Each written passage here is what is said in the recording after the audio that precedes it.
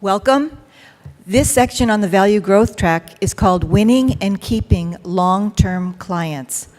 Our speakers today are Michelle Bonahum, far on my left, from Organizational Value. She's an Organizational Value Growth Consultant, a certified M&A advisor with Vision One High Performance Group.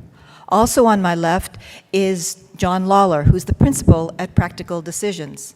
And to my right is Terry Shepard, a AM&AA, CPA, MST, and a principal of ROCG.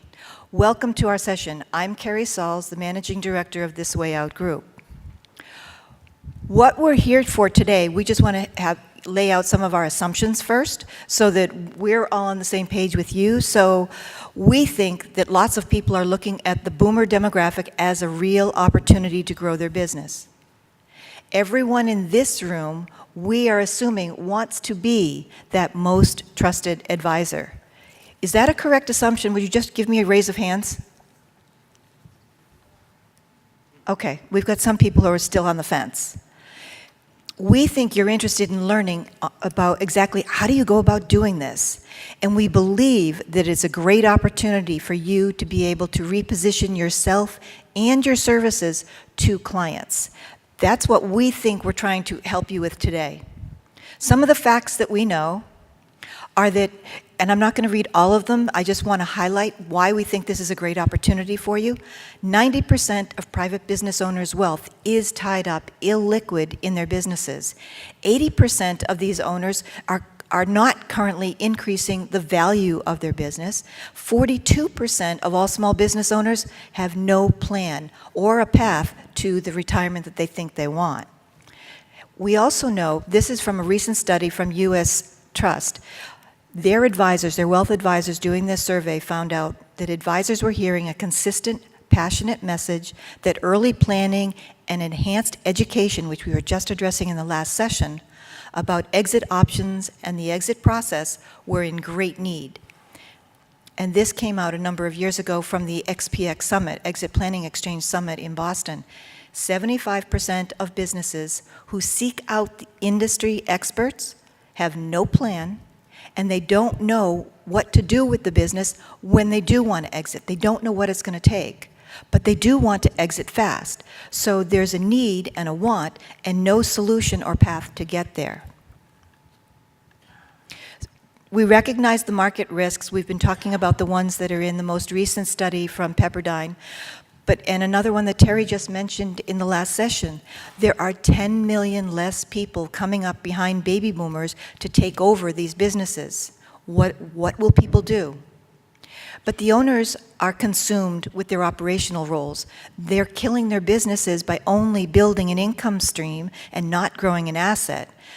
Their maximum success in terms of growth, value, and liquidity, it really will take 3 to 5 years, and most of them don't want to hear that message. They're not interested in working at it for 3 to 5 years because they think it's all on their shoulders. So it's our job as advisors to educate them on the benefits of this longer planning and execution. And that's where, by becoming that most trusted advisor, you're demonstrating to them that in that relationship with you, all of this is possible for them. 6 months of advanced planning and receiving only 50 to 70% of the value of their business is a consequence of not taking the time or having the right advisors around you. And it's totally preventable if we can engage with them. What we're suggesting is that instead of being a product vendor or a value-added supplier where all you're looking for is client satisfaction, that you raise the bar in everything you do and how you do it to becoming that provider that gains customer loyalty, so that you're providing beyond that solution, you're becoming the trusted advisor because you're going beyond just meeting their needs, you're gaining their commitment to that long-term solution. We know that clients are looking for something different. We keep hearing it. This whole board, when we were preparing for this conversation, it was one of the biggest points they were telling me, is that clients want a sounding board. They want sheer honesty, not just what they want to hear, but what they need to hear. They need you to be more of a solution provider, not just backward looking, but forward looking, and they need someone they can trust. So we came up with 3 keys for how you can win and keep those long-term clients. First, do more for your clients, which can mean changing your stripes. Not necessarily wearing new hats, but rather what you do and how you do it. Number 2 is offer a more holistic solution, not just one piece of the pie, but the complete solution of what they need. And then advise those clients about the future, about what that future looks like. Along the lines of what Chad was alluding to in the previous session, help them paint the picture of what that future could look like. So we're going to go back to these and ask my panelists for their insights of what works for them. So for the first one, do more, change your stripes. I'll start with Michelle. Michelle, what's it going to require? What should advisors know? What's going to be involved for them to take a different approach to do this? Well, with us, we work with our clients typically on retainer for about 3 to 5 years, and then ongoing we have residual work. And so we become an advisor by looking at their whole operations. And in order to do that well, we partner with other people in both the transaction side and in the value growth side to be able to help them. And so what we see from that is by partnering with them and by working with those customers long term, we're able to, you had talked about, owners want to have a sounding board, and so we're able to become that sounding board, and we're able to become an integrated sounding board because as a team we're going in and working with that client. Also, because of that lifetime focus on the client, there's larger revenues, so there's some benefit as an advisor because you can continue to earn revenues. But I think also it's a benefit because we can all, as an advisory team, focus on our key strengths. So we can serve the customer as a whole, meet their goals, their long-term goals, and then through that it creates a robust network because we've gotten to know each other, we know how each other works, and so we're able to continue referring each other business. So there's a lot of advantages to advisors becoming that trusted advisor. John? So I'm glad I sat through the first session today because I realized I'm a bit of an anomaly here. Most people here are involved in one side of the transaction or the other. I don't sit in either side. I'm a business advisor. I started 12 years ago on my own, hung a shingle, and realized I was a business improvement specialist before value growth was the buzzword, right? And by the way, is my makeup okay? It's hot up here, these lights are. So I look at this a little bit differently, I think. And I look at winning and keeping clients as very different propositions. All right, so my points on winning clients are, the first thing you have to do is don't sell them. If you're selling, it's much harder, right? The second one is, in other words, rather than sell, let's have a conversation. Let's sit down and talk about what you're trying to do, and let me figure out if I can understand what it is, the challenges you're facing, and whether or not I can help. And part of that is a very, you just ask a lot of questions, and it's a different way to approach it. For me, the second thing is that you focus on the client. We talk about this eco structure. I think if we focus on the client, the deals will follow. If we go in talking about the deal, the customer thinks that you're focused on the deal. Focus on the client. Focus on them from the standpoint of who are they as a person, what's their family life, where are they financially, where are they emotionally. So if they decide to sell their business and they walk out the door on Friday, what are they doing Monday? Because they've been for 40 years, they have a routine. They have a life. It's called a business. All right? And the other thing that I strongly encourage everyone to do, and Carrie has seen me do this before, because I've done it through chambers, but I really encourage everybody to be comfortable with your pitch. When someone says, what do you do? Well, I'm a transaction advisor, I'm a business consultant. No, what do you do? That's a label, right? What I do is I take the stress out of the idea of exiting your business, not knowing what your future looks like. I help you plan it, identify your goals, and help you get there.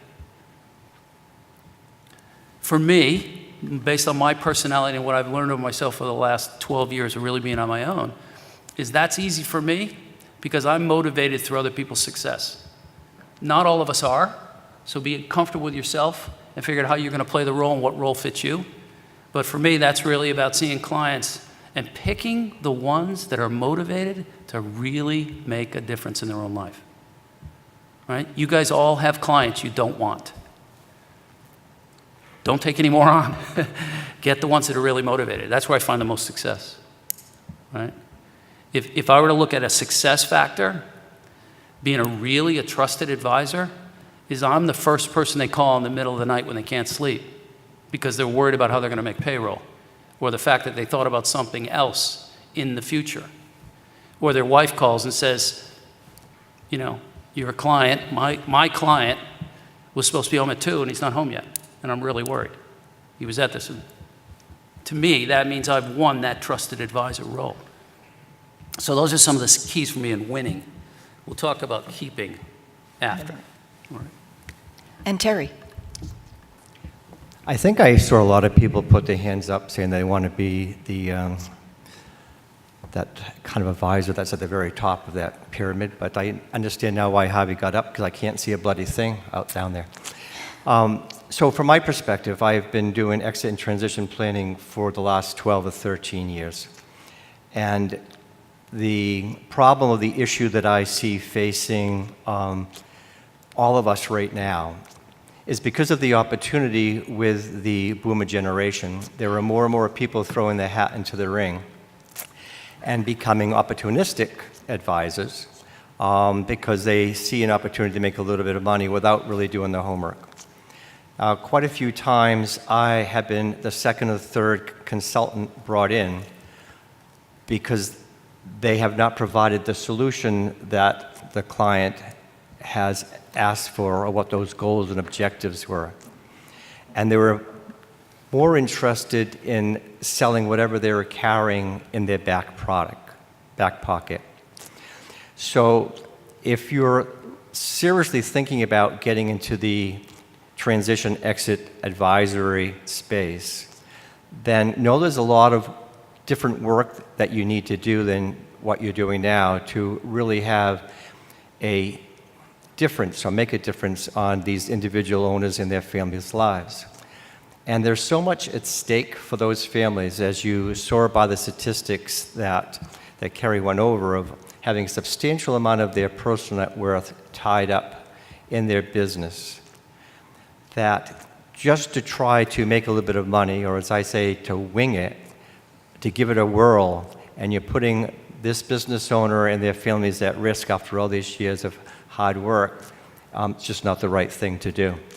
So if you're going to be going in and working in this advisory position, then you need to take a look at exactly what's involved. Because it's not just about creating value, and all I heard in the first session was creating value 1 and 2 years. My plans historically are taking 3 to 5 years because that's what the business owner wants. He's not ready or she's not ready to go out now. So it's not just about the transaction. And that's where this long-term relationship and keeping these clients is where you can make a big difference in your own income stream. If my clients are a minimum of 3 to 5 years, substantial monies to be made in the planning process, and that's planning not only for the business to increase value, but their personal planning aspects to make sure that they have something to go to on that Monday, to make sure that they've thought about, am I going to go a part-time job? Am I going to buy another business? Am I going to work as a consultant? Is I going to go nonprofit? To do some trials before we get there. Because that's truly when their transition is successful, when you reach all their goals and objectives, and it's not just about the money when they come out. Because I know a lot of miserable people that have a lot of money, as I'm sure all you do. It's really about having peace of mind and doing the right thing. And that requires a lot of tough emotional conversations with the owner and their significant other. And a lot of advisors that I have seen are so left-brain analytical that they are quick to divert from asking those questions when they see any kind of uncomfortableness. And that does a disservice because you're not really finding what their true values and objectives are that's going to bring them the greatest satisfaction. So my success, what I like to see as success, is not only increasing the business value and making it a sustainable enterprise going forward for either the family, the management, or for the next owner, but also to make sure that the owner and the significant other is getting exactly those most important goals reached. It's ascertainable. There's no disillusionment after the sale. They know exactly if they have enough money or don't have enough money because they've done a personal action plan over the 3 or 5 year time period as well as that business action plan. So if you're going to come into this space, then you need to know that there's a lot more involved than just whatever you're doing now as a business consultant. Perfect. Moving on. Our second point is that you have the opportunity to offer a holistic solution. So I'd like each of our panelists to explain to us, what does holistic look like in your practice? John, we'll start with you. Oh, I get to go first this time. Okay. So holistic to me, and I think someone in the first group mentioned it, but I look at holistic as the idea of sitting at a point high enough and having enough knowledge to be dangerous, to understand all the steps that are in a process related to achieving a business owner's goals, whether it's the exit or post-exit. And I'm going to stand up for a minute because I keep trying to look over there and I can't see you guys. So holistic to me is about, and this is where I often find that as a business advisor, other advisors don't want me in, or they're very uneasy about it once I do get in because it's change, or they figure I'm going to bring my guys in, or those types of things. When in reality, my role, and the role that I play with my clients, is to help them get the best out of their advisors. And quite often, after a little bit of time, those advisors say, I'm glad they brought you in because we were finally getting some things done that we've been talking about for years and never made decisions on. Right? So there's a benefit to it. For me, holistic is really looking at that full picture. And it's a model that involves the emotional intelligence, the personal financial planning, and their business planning, the valuation. Right? Terry mentioned a couple things about what they really want at the end. That's what drives everything. Right? That has to drive everything. And being holistic means if I'm looking at the business, well, you need a complete team. You know, you need a leadership team. You need a sales team. You need a marketing team. And if they don't have it, where do you get it? If you look at their life consultants, okay, they need a really good attorney. They need a really good insurance person. They need a good, all those players that are involved. And my role is that I usually sit next to my client and I just make sure they're clear with their objectives, holding those advisors accountable, and making decisions on those. So holistic to me is just that big picture and having enough knowledge to be dangerous, to know what the key points are and make sure that people are delivering on. We'll go back to Terry on this one.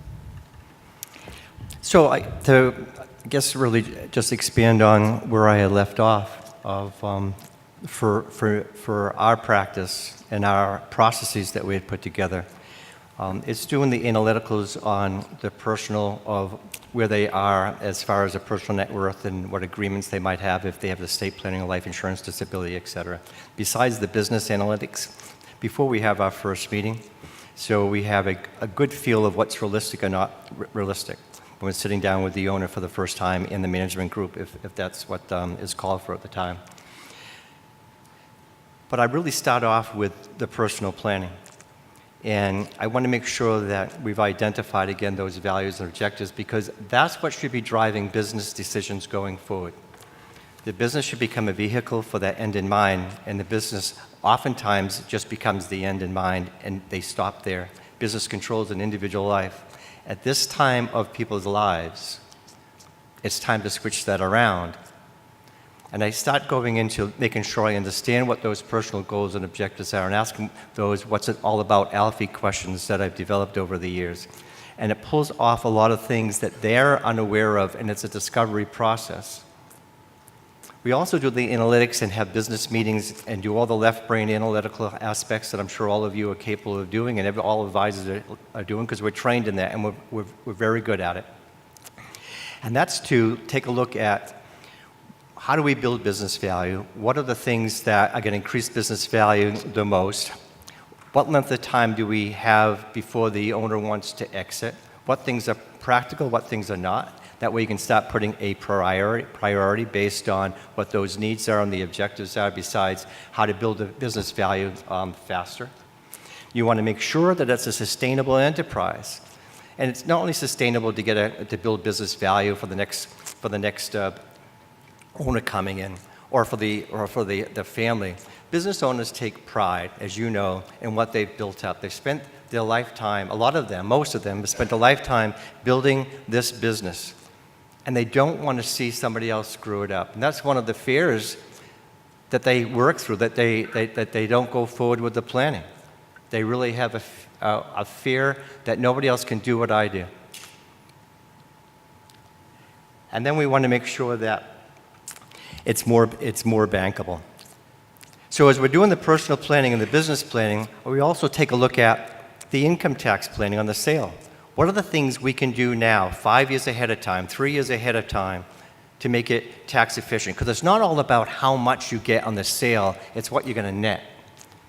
And so these can all be integrated into this holistic planning if you're following a step-by-step process and making sure you really know what's involved and don't miss any steps. Because again, it'll be a disservice to whoever you're advising. And then lastly, we take a look at the estate planning aspects of it. They might have recently had their estate planning documents updated, but it needs to be checked and make sure it's in alignment with whatever you found their personal goals and objectives are. As they have gone through their own discovery process, I have found quite often things need to be changed in these documents. So it really does cover quite a few things. It's not just about the money. Thank you. And for this question, Michelle, what's your holistic solution? Well, I think everything that's been mentioned are all things that I would agree with. I think we look at holistic through several different lenses, 5 key lenses. The first lens that we look at is the business owner focus. And so like John and Terry mentioned, really focusing on what are the personal needs of the business owner, what are the business needs, and what are the legacy needs. What does that business owner want to see happen beyond his or her lifetime? The second lens that we look through is the client or the business life cycle. And so what needs to happen from inception to maturity to exit, because as an organization, we become a bridge for those critical transitions. And then we look at what focus areas do we need to have, what critical value growth gaps. So we take a look at the organization from the perspective of their personal plan, business plan, and strategy, their financial, their customer and marketplace operations, leadership, information, and their culture, and look at what are those key areas that can drive value within the organization. The other lens that we use is the approach, and I think this is what is different, is that we take a couple-pronged approach. We insert ourselves into the organization and really focus on teaching the next generation of leadership how to continue to drive value within the organization, and then also provide them with different assessments and tools to be able to continue that so that they can continue taking a holistic approach as they continue to grow the organization or get it ready for whatever critical transition.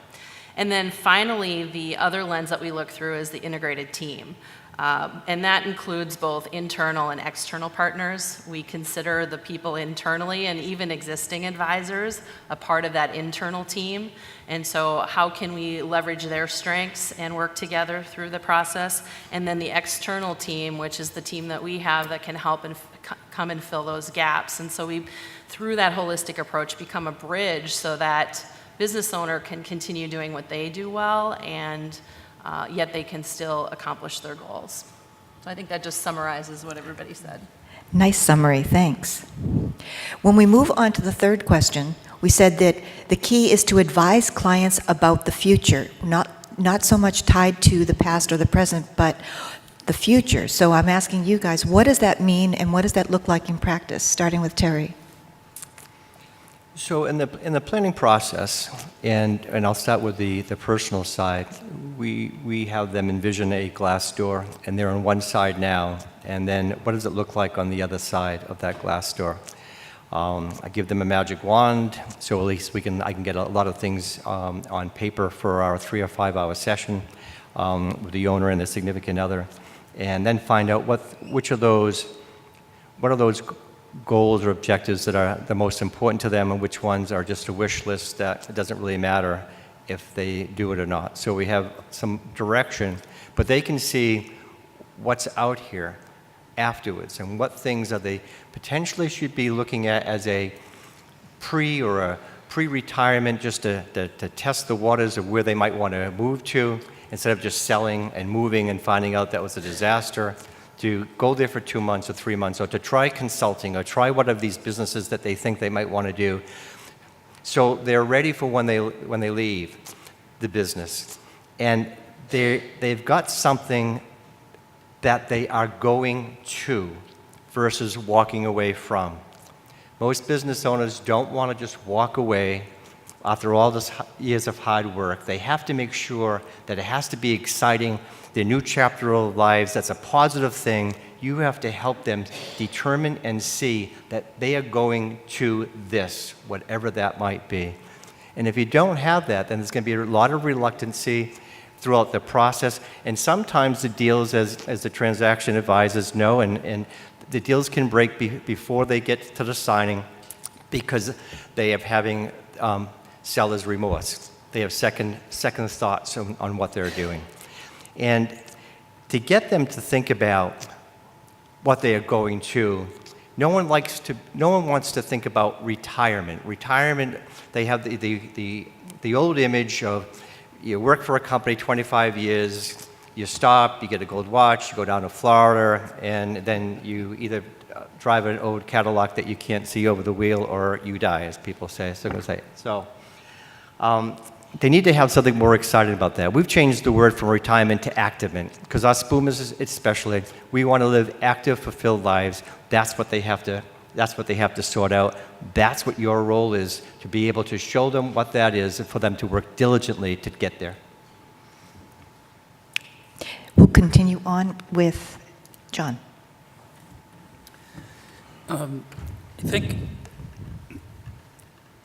I guess two really important points here for me when you think about advising clients of the future and talking about the future. One is, I'll go back to something I mentioned earlier, and that is every one of us have to think that the timeline is not the deal, but a lifetime, right? Because what I'm finding with my clients when I'm successful is that, as Terry said, they have something they're going to, and they want you involved in that as well. All right? So don't think about it as a timeline, but think about it as a lifetime.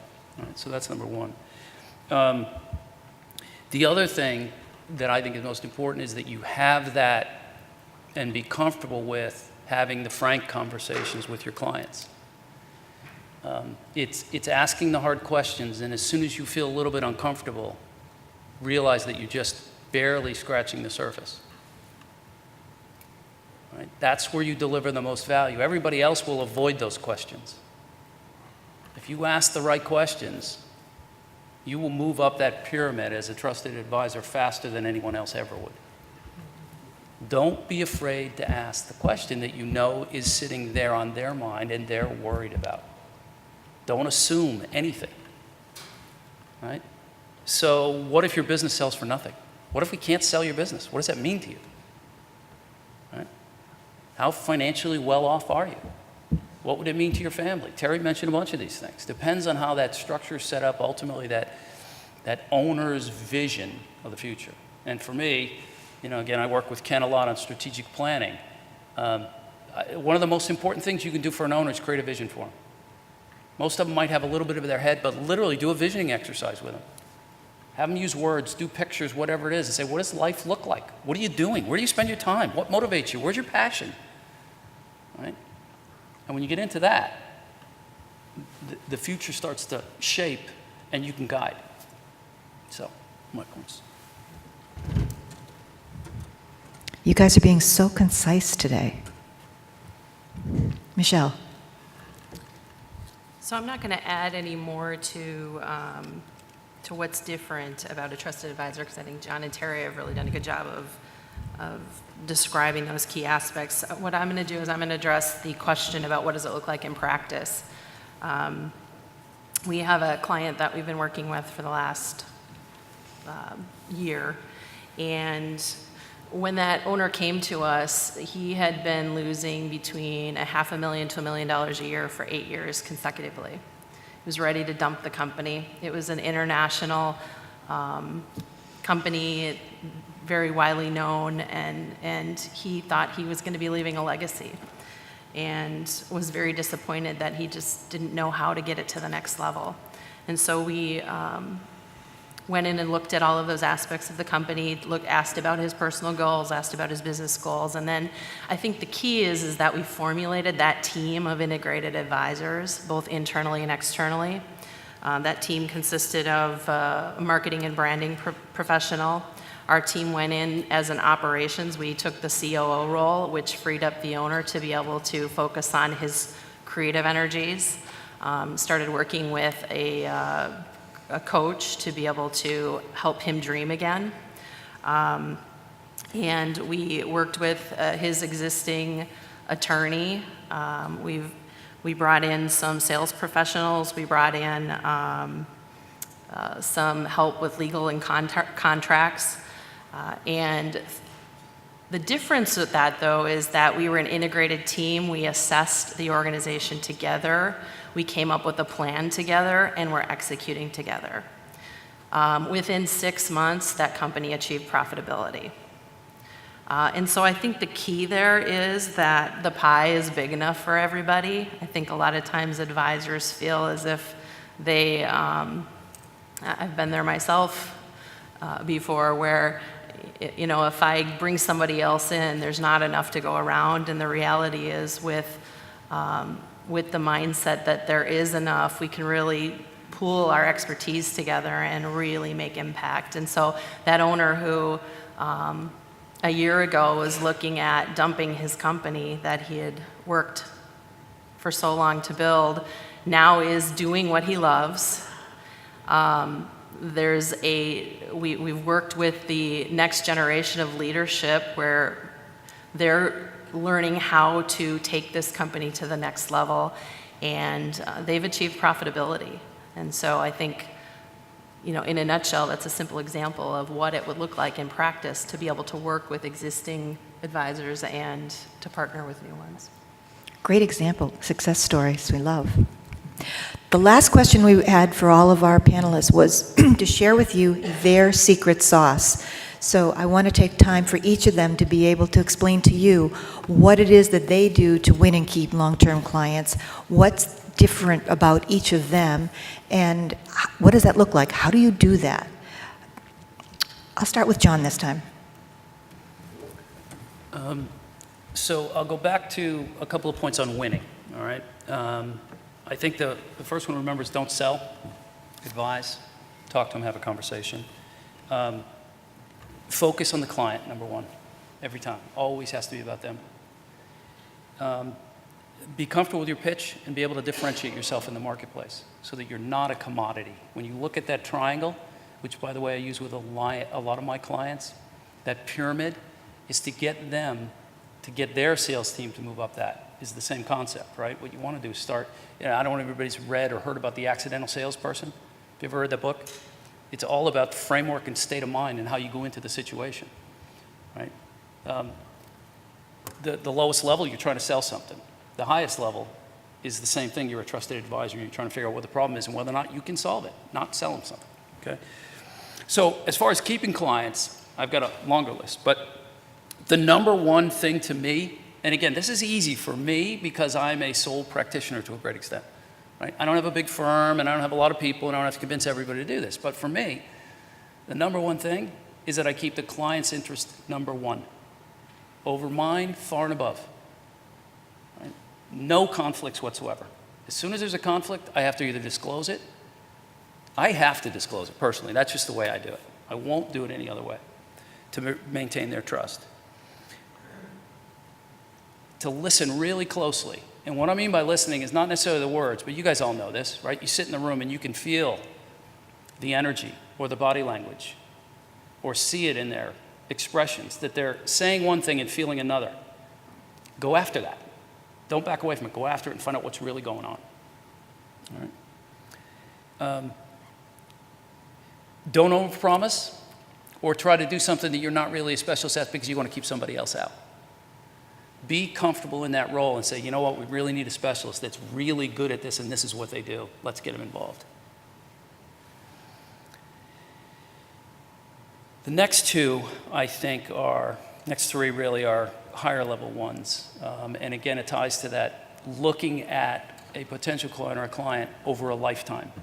And that is anticipate what's coming for them. Help them get ready for it. Let them know what's coming. Tell them it's coming and how we have to prepare for what's coming. Right? Evolve your role. You know, in your case, the one you just described, maybe I'm a COO for a little while, but eventually I'm going to move back out of that because that's not where the need is anymore. So be comfortable evolving your role and recognizing, you know what, I tend to play it out often that I tell my clients, look, I want to make myself obsolete in this area. We have an issue here, let's fix that, but I want to move on so that someone else is dealing with that and we're moving on. So my role evolves. And I'm the one that is constantly looking at it and saying, I think we need to change my role. Right? I anticipate that. And the other thing I think is so hard is you can't judge the owner. It's their company, it's their decision, it's their wish, it's their life. Right? Whatever they want, even if it's making the wrong decision on people or transitioning the company, that's their decision. And all you can do is your best to help them do what they want to do. You can advise them, you can throw up the red flags, you can do all that, but at the end of the day, that's their decision. Right? I think the other thing that's most motivating for me and the thing that's really, really important, and again, it's personal, is has anybody ever, you guys watch TED Talks at all? Right? Benjamin Zander, anybody seen that one? He's a conductor, classical music conductor. And he looks at the world and says, you know, classical music, they say, is appreciated by 2 to 3% of the population. And the classical musical people say, imagine if we could make it 4%. And he looks at it and says, why can't we do it with everybody? Right? And he goes through this thing, and what he does is he uses music. And he talks about his role as a conductor and says, as a conductor, I have no power. All I do is invigorate and engage with others so that they can do their best. Well, for me, that's what I do. As long as I can do that with a business owner, we'll have a long-term relationship. If I find we can't have that, there's no twinkle in their eye, they're not excited about it, I can't get excited about it. We won't be successful. Right? So there has to be a mutual agreement in that, for me, anyways. Michelle?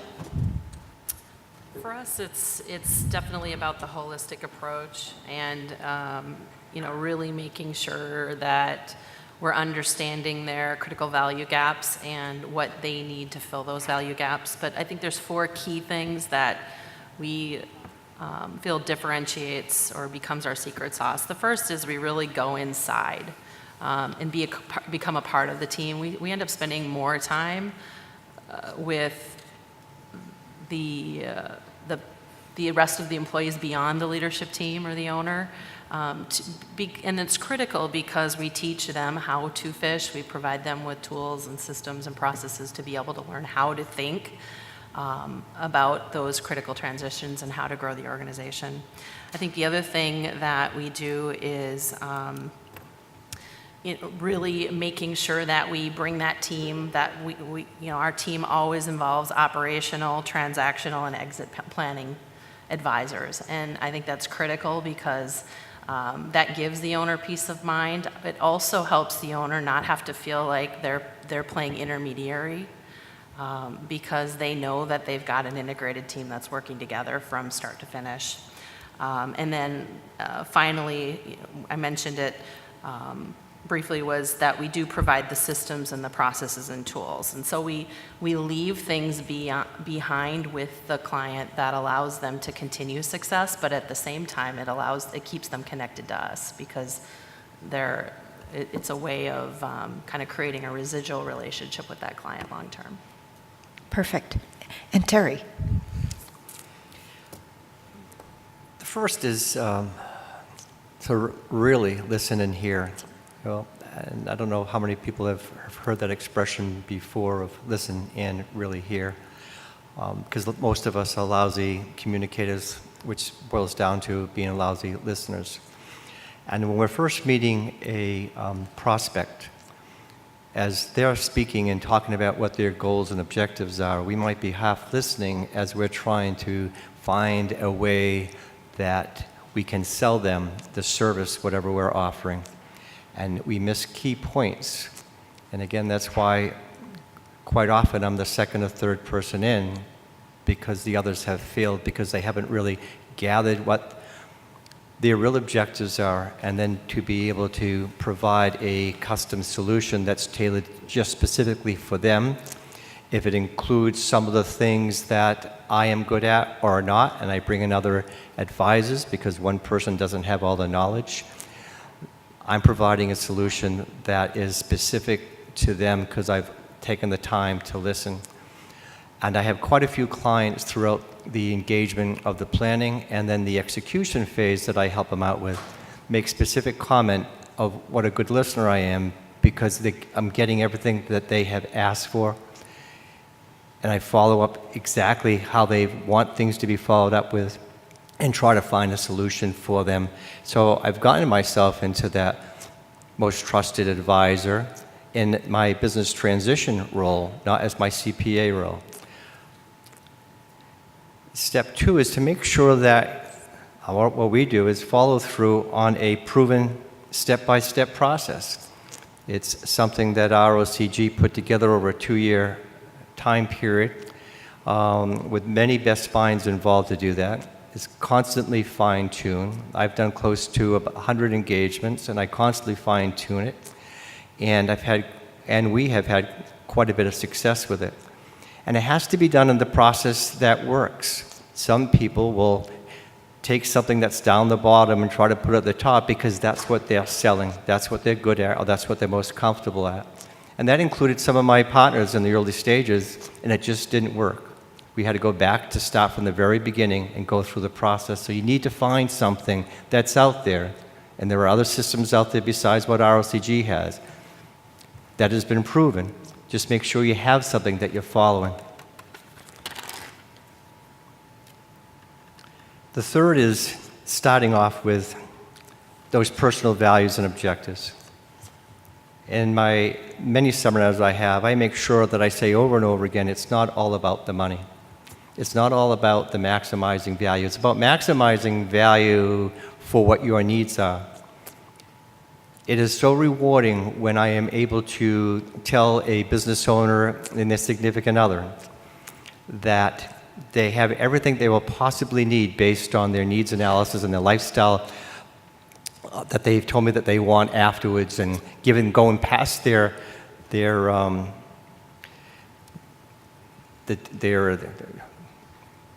projected date of death for another 5 years or 10 years, and tongue-tied there. I said, please, at least you appreciate it. And working out and coming back and saying, you don't need to stay here. You don't need to worry about this every day. You don't need to worry about the kids screwing it up and crashing it down. You don't want that, but you don't need to worry about it. You have enough. And you can see the weight of the world being taken off their shoulders. So it's important to find out those things individually and know that it's not just about the financial aspects, it's about the non-financial also of what we have to get involved with.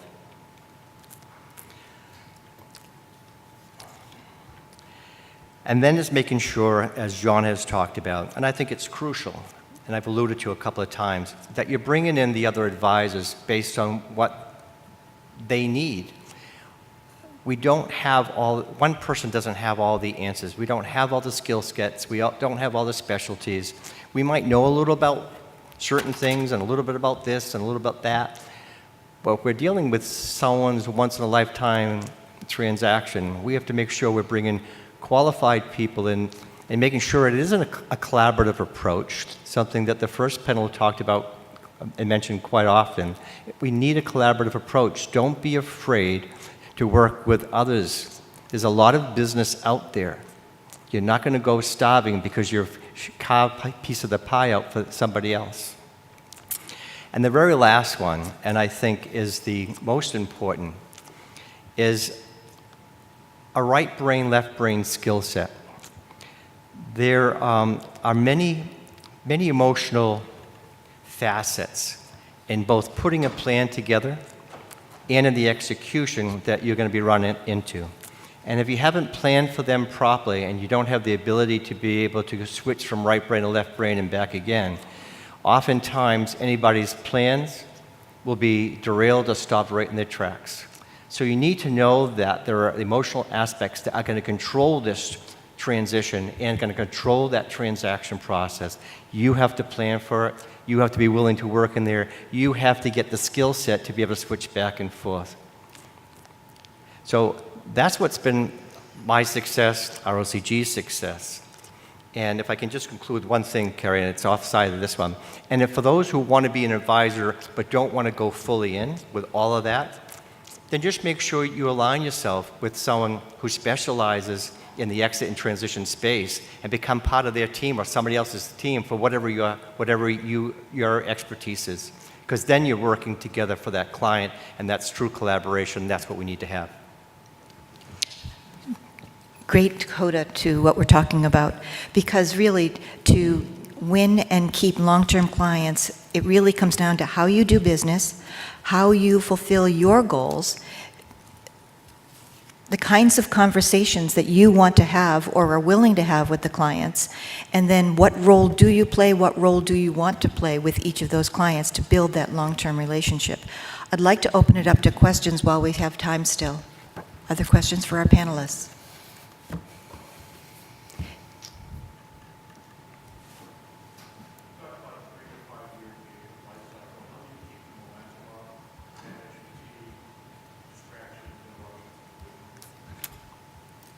Could you repeat that so everybody else can hear, please?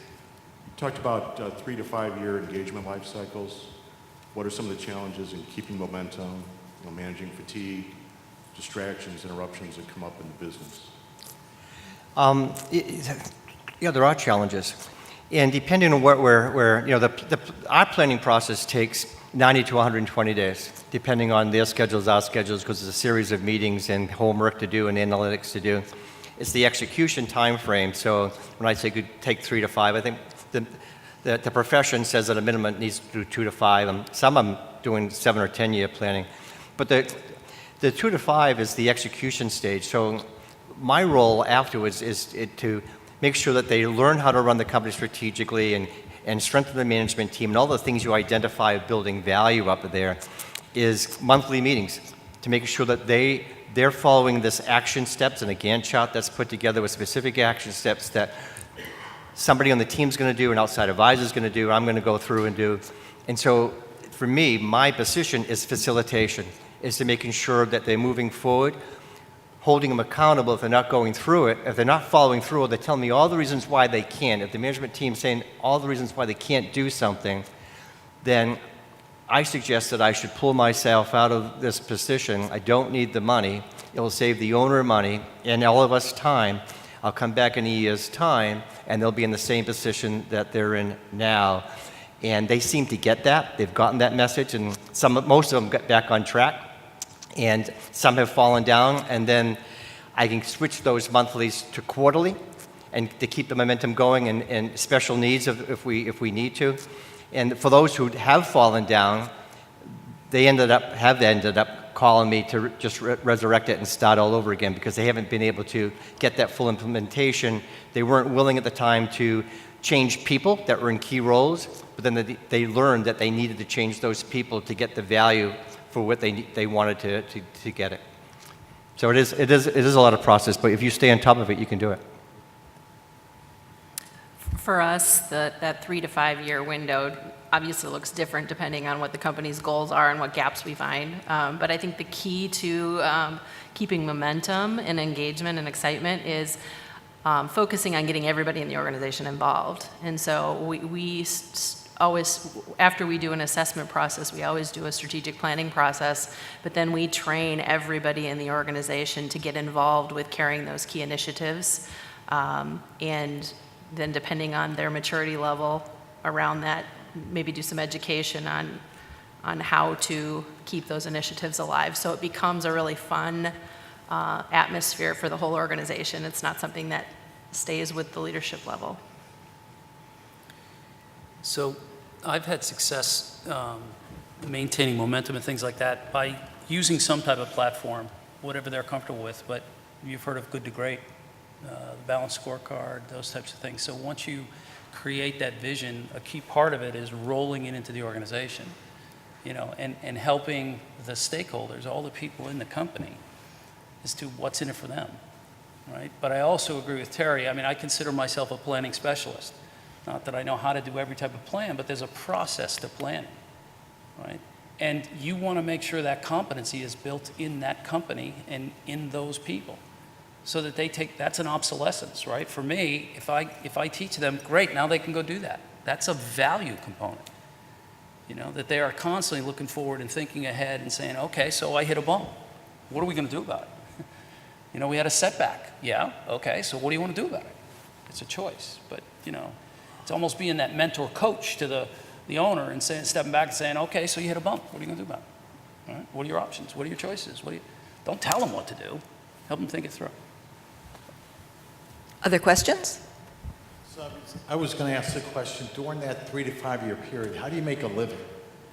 Moving from a transaction advisor to a value growth advisor, I think somebody mentioned retainers, but are there other types of fee structures, or give some examples of some fee structures that seem to work? By planning, depending on the size of the client, I'm on the lower end of the lower middle market. So 5 million to 25 million, could go 30 million, because that's the space that I have the most impact. I can make the biggest difference in a client's life. And I want to enjoy the work I'm doing, and I feel good about it. By the planning stage, the planning is a fixed fees. Right now I'm up to 17, and the highest one I have right now is a 30,000. The engagement afterwards is based on what they need, but it's typically for a 2 to 3 year run, another $65,000 with the different aspects of it. During the planning stage, they're already implementing a lot of the things that we're talking about. And so there's immediate bottom line. If anything you're looking at, you're looking at the low-hanging fruit anyway. And so you're correcting some of those things. So the profitability is already increasing. So the fees, they haven't had a problem with, because they're making the money with the things that we're doing. My aspect for advisors, I guarantee my services that I'm going to do X, Y, Z, and if I don't do X, Y, Z, then don't pay me. Pay me what you think it's worth, because I've either really bad at what I do or I've oversold it. That's never happened. It's a differentiator, which I should have thrown the last section in here. But you have to think of those things, and they're more willing to take the risk. Because if someone hears it's going to cost you $75,000 over 3 years, 2 or 3 years time period, a lot of smaller businesses, they're just going to walk away. But if they know it's going to be bite-sized based on what they're able to do, what their cash flow is, and there's a guarantee that I'm not just going to oversell them and just keep on charging them to make money, they don't have to pay me at certain points, my deliverable points. For us, we have a couple different fee structures. We always start out with an assessment process, and that's typically on a project basis, because it's our opportunity to get to know the owner and their opportunity to get to know us and to see if we could work together. That assessment process is usually right around $10,000 to $20,000 depending on the size of the company. We work with companies that are between $5 million and $50 million in revenues.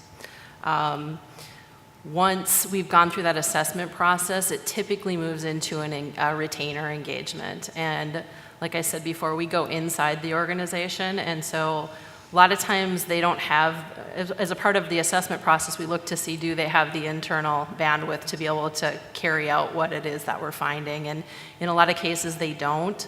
And so we will go in and, become the COO, become the president, become the integrator.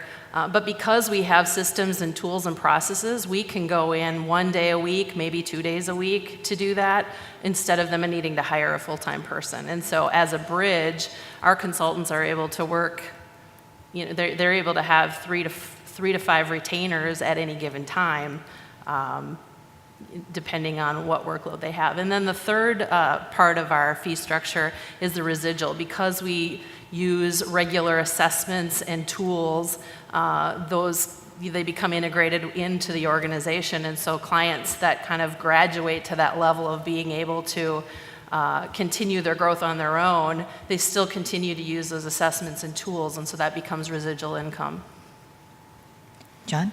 So quickly, one is, let's go back to the beginning, don't focus on the price of it, right? I mean, if you think about the service you offer, most of what a trusted advisor offers is intangible, right? So it's value perceived by the client, and don't underprice it, right? So you can do, Ken and I have been through this exercise a few times where we've continued to do strategic planning, and what we're finding is that the marketplace will tolerate a lot higher price than we thought they would. We have our own perception of what it's worth, and it's too low. All right, so do the same thing with those clients, but you advise them and you do things that are different than what other people do, and therefore you charge for them, okay? And if they don't want to pay it, then something else is wrong. The last thing I want to deal with is money. I want to go in and help them. Anybody read the book Getting Naked, Patrick Lencioni? Right? As a business advisor, I read it because it tells the story about one advisory firm versus another and their philosophical differences. The huge firm was all about, we're going to go in and tell them, we'll do these presentations every time, we tell them exactly what to do, and here's what we, right? Having not even spoken to the client. Where the other firm, a boutique firm, just goes in and sits down, so what do you want to talk about? Why are we here? Okay, now that we know that, then let's have it. And they just pop in and they say hello, and they do things that we don't normally would do when we think about ourselves as a CPA or an accountant or a business advisor or a transaction person. They stop in and say, hey, what's going on? How are we doing? It's just a different mindset. It really is. And there's plenty of money to be made. Plenty of money. Well, thank you to our panelists, Michelle Bonahome, John Lawler, Terry Shepard, and thank you for your attendance. You for your attendance. You for your attendance. You for your attendance. You for your attendance. You for your attendance. You for your attendance. You for your attendance. You for your attendance. You for your attendance. You for your attendance. You for your attendance.